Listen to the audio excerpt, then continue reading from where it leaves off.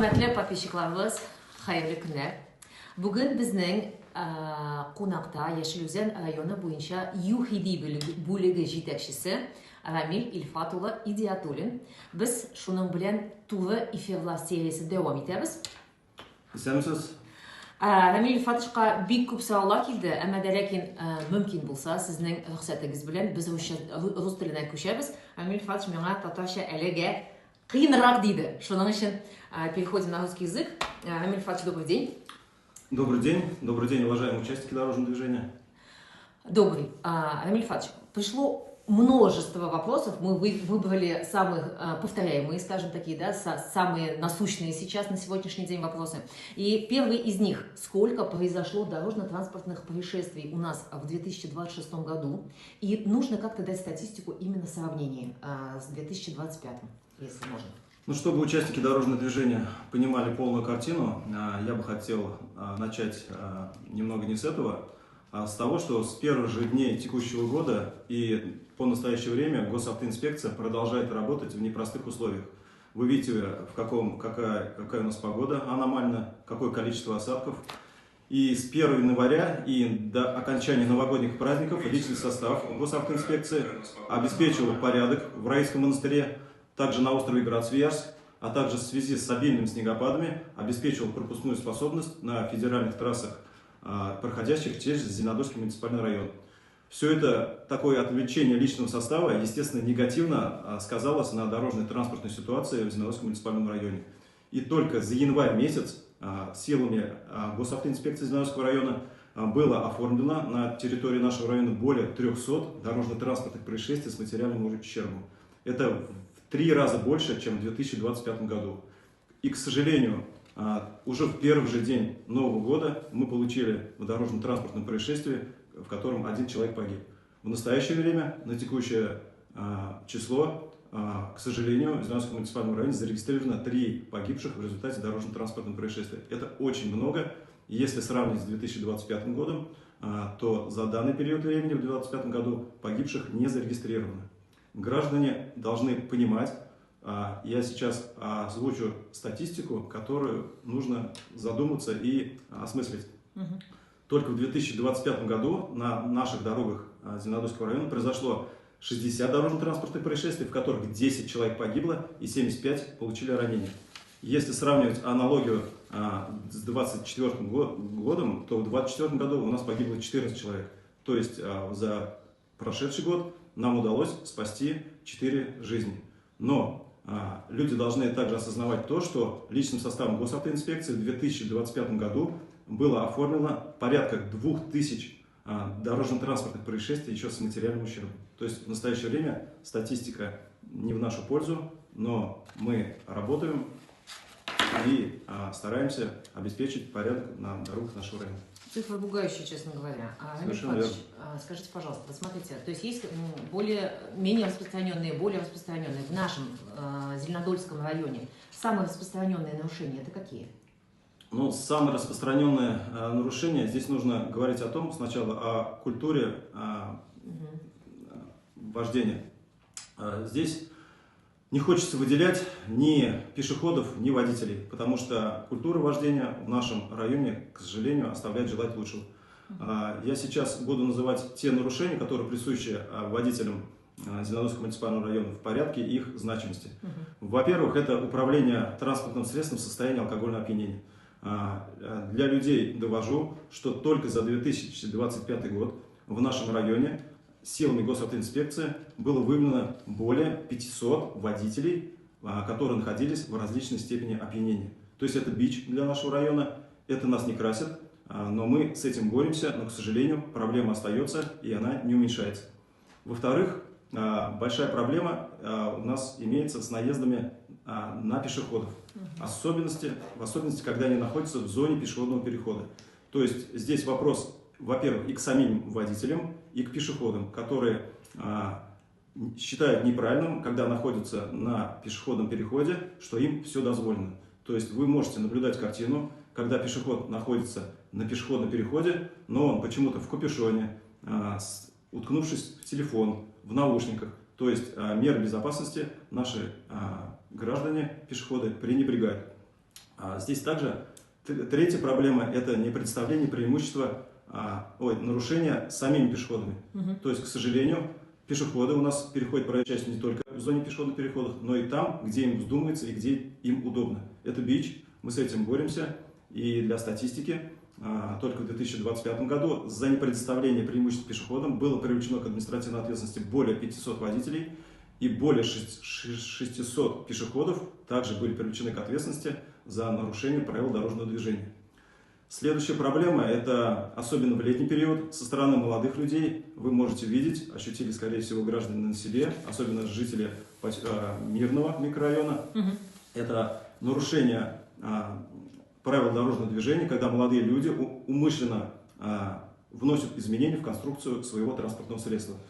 То есть они его занижают, делают выхлоп более громким, особенно в ночное время передвигаются по дорогам нашего города и нарушают покой граждан.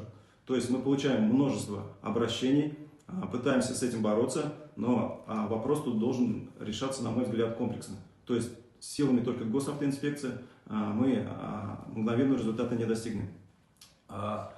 Также большую проблему составляет управление транспортным средством лицами, лишенными права вождения, которых уже задержали в состоянии опьянения. Они вновь, будучи лишенными, садятся за руль в состоянии опьянения.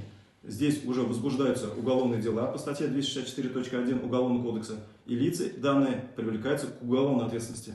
Но, к сожалению, понимания у людей нет, и только за 2025 год более 60 лиц нами было задержано.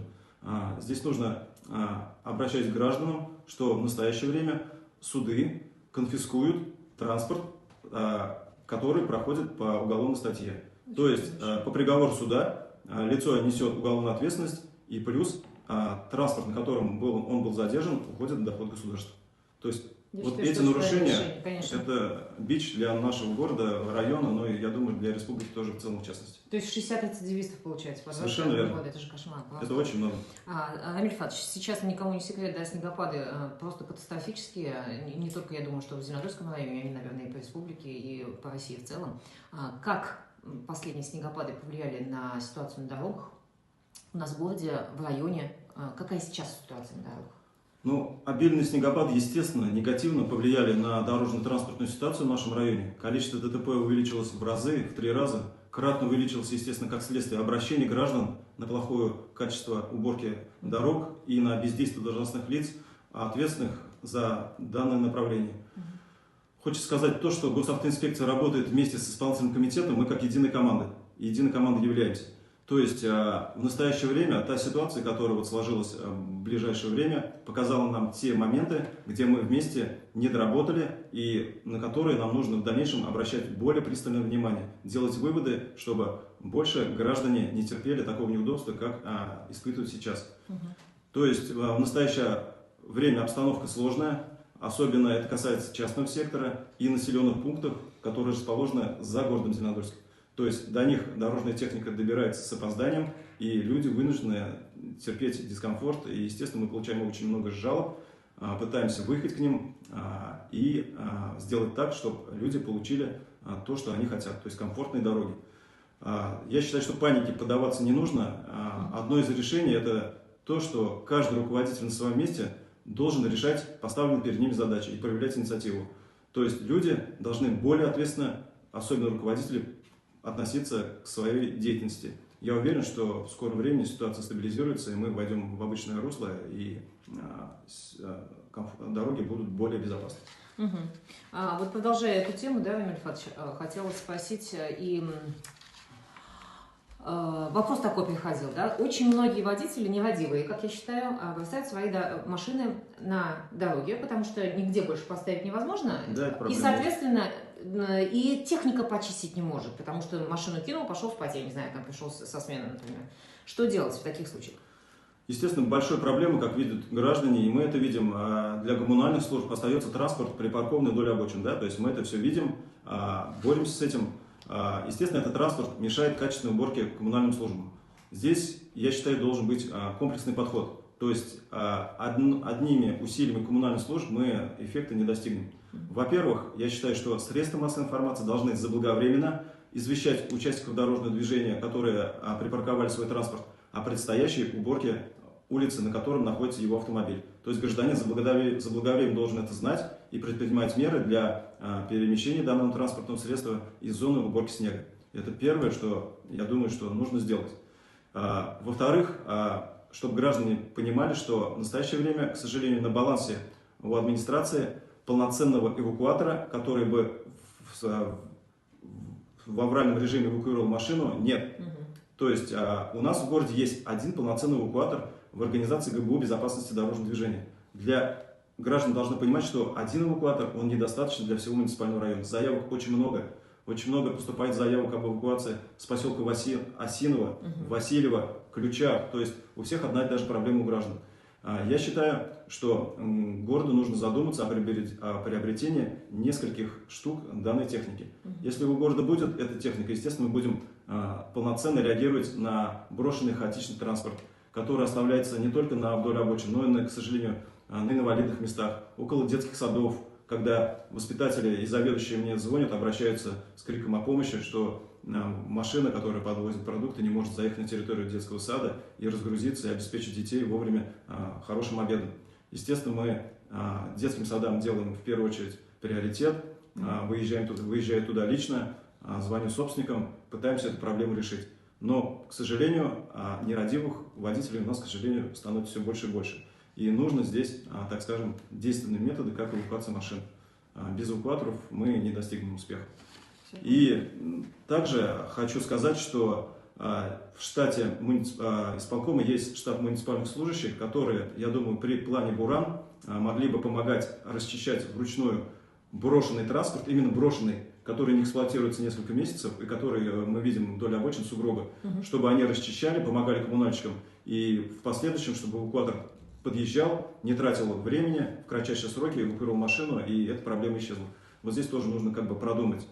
Но чтобы вся эта система заработала, я обращался к руководству МВД, штат ГИБДД нужно увеличивать в разы, то есть на 50% минимум.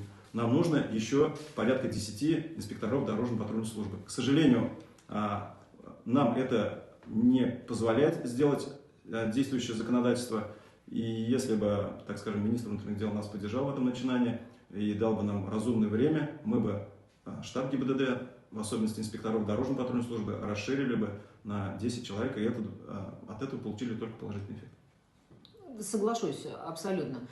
И все-таки продолжая тему снега, фуры, что делать с фурами? Вот меня лично саму сильно возмущает, загораживают, они же просто на проезжей части оставляют свои фуры. Что с ними делать? Есть ли какие-то штрафы для этих людей? Мы прекрасно видим, что и большую проблему – это хаотичная парковка фур, автобусов вдоль обочин, а еще хуже это во дворах, когда люди пытаются оставить свой личный автомобиль грузовой в жилой зоне. Естественно, мы понимаем, что это прямое нарушение правил дорожного движения, но, к сожалению, эвакуировать у нас пока нет такой технической возможности. Но я думаю, что мы будем делать все нужное, чтобы эту проблему решить. Но, на мой взгляд, мы эту проблему не победим, если не предоставим альтернативу для владельцев данного вида техники.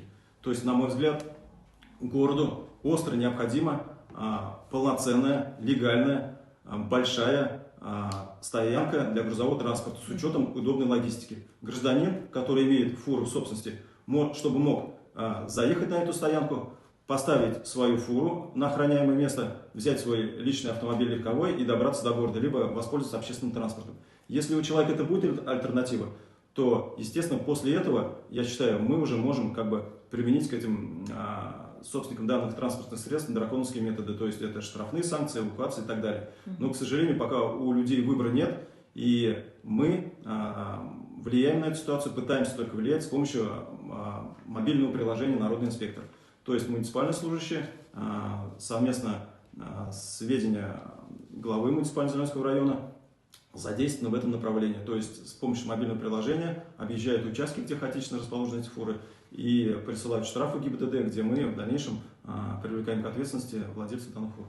То есть ключевое слово, я считаю, что кроется именно в полноценной, хорошей, большой парковке для грузового транспорта. Пока у нас ее нет, но я думаю, что в скором времени, может быть, вопрос этот будет решен положительно. Получается, просто выбора нет. У людей просто ставить некуда, да? Мы видим, что выбора нет, но это не означает, что гражданин должен нарушать. Мы с этим не согласны. В любом случае, грузовой транспорт в городской черте не должен находиться однозначно. Соглашусь. Увеличилось ли количество дорожно-транспортных происшествий в период снегопадов? Какие нарушения чаще всего приводят к авариям сейчас? В период обильного снегопада, естественно, количество нарушений увеличивается напряженность дороги, так как с любым выпадением большого количества осадков, вы видите сами, проезжая часть заужается в разы, в некоторых случаях полностью полоса перекрывается, к сожалению, потому что коммунальные службы в связи с большой загруженностью просто не успевают убирать осадки с проезжей части. Естественно, как следствие, количество ДТП увеличивается, и в результате происходят ДТП, связанные с наездом на пешеходных переходах. То есть это происходит из-за того, что водители отвлекаются, не соблюдают дистанцию перед идущим транспортным средством. Увеличивается ДТП в связи с несоблюдением бокового интервала. Это, кстати, касается, когда проезжая часть заужена. Да? То есть мы пытаемся разъехаться, но, к сожалению, у кого-то навыков не хватает, у кого-то где-то дорожные условия не позволяют. И в итоге мы получаем нарушение такого вида, то есть несоблюдение бокового интервала. Много ДТП у нас случается на перекрестках из-за нарушения их проезда. Это связано с тем, что, к сожалению, на перекрестках треугольник видимости уменьшается в связи с снегопадом, и люди не могут разъехаться. То есть знаки где-то не соблюдают, очередность проезда не соблюдается, и мы получаем дорожно-транспортные происшествия на перекрестках. Таких ДТП у нас масса, и в сутки, примерно в период снегопада, мы получаем порядка 40-30 дорожно-транспортных происшествий данного вида. Все понятно с водителями. Что с пешеходами? Пешеходы ведь тоже нарушают. Совершенно верно. Здесь, особенно в зимний период, хотелось бы обратиться именно к данным участникам дорожного движения. И с такой просьбой, чтобы в первую очередь пешеходы должны, на мой взгляд, позаботиться о своей безопасности в первую очередь сами. Нужно начинать с того, что, во-первых, нужно одевать яркую одежду со световозвращающими элементами. Находясь на пешеходном переходе, вижу картину, когда человек безобразно перескакивает проезжую часть, то есть не заботится о своей безопасности. Я бы посоветовал и даже где-то потребовал, чтобы пешеходы, именно молодые люди, снимали капюшон перед пересечением проезжей части, наушники, не отвлекались на свои гаджеты, различные телефоны. Потому что сплошь и рядом вижу эти нарушения, которые в конечном итоге приводят к негативным последствиям. В свою же очередь, родители также должны знать, где находятся их дети, чем занимаются. И в период обильного снегопада контролировать своих детей и без острой необходимости не находиться на проезжей части. То есть вот такие рекомендации я бы дал пешеходам. Ну и ваше обращение к жителям по поводу соблюдения безопасности дорожного. Все мы участники дорожного движения, да, на мой взгляд. Я бы не придумал ничего нового, но я хотел бы обратиться к участникам дорожного движения и сказать, что, во-первых, мы должны быть все воспитаны, соблюдать правила дорожного движения, в некоторых случаях терпимы, чтобы если мы это все будем соблюдать и научимся уступать друг другу во всем, и в частности и в приоритете прохождения улиц и на дорогах, и тогда, естественно, понятие культура для Зеленодольского района, в котором я начал выступление, для нас будет обыденным, а не новым понятием. Если мы будем обладать этой культурой, уважения друг к другу, я думаю, я уверен, что дорожно-транспортных происшествий будет в разы меньше. То есть то, что сейчас мы имеем на наших дорогах, это, естественно, недопустимо. Как мы будем соблюдать эти простые вещи, я думаю, что ситуация наладится, и нам будет всем комфортно и безопасно. Совершенно верно. Кто-то из мудрых сказал в свое время, что интеллект измеряется добротой. Если человек добр друг к другу, к такому же человеку, то он интеллектуально развит, как минимум. Поэтому будем взаимовежливы на дорогах, это действительно очень важно. Пешеходы к водителям, водители к пешеходам. Огромное вам спасибо, Рамиль Фадж, за ответы полные, ясные. До новых встреч. Всего доброго.